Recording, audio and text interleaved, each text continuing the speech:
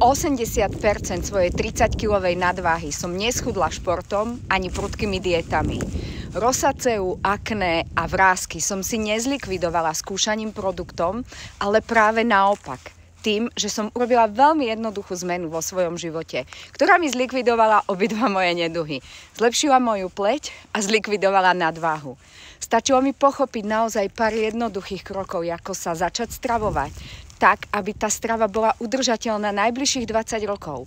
Pretože čo sa deje bežne pri dietách? Nastavíme na nejakú veľmi populárnu dietu, potom urobíme to, že sa vyhajpujeme, zvládneme to priemerne tak nejakých 15 až 20 dní, potom sa objeme tej diety, prestaneme, povieme si, že nám to za to nestojí a že predsa život je veľmi krátky na to, aby sme sa obmedzovali.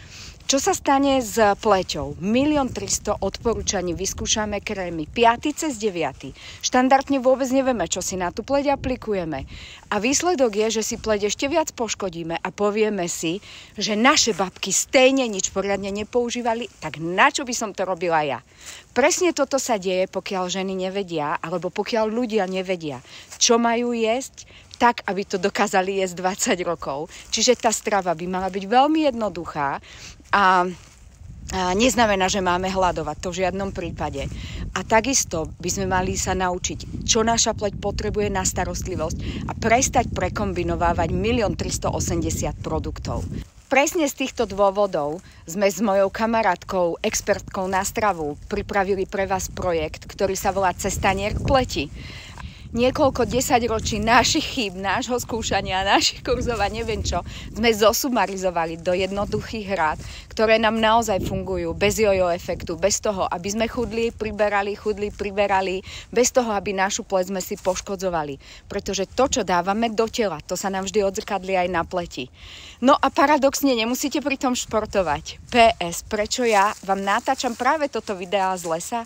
Pretože môžem, ale nemusím.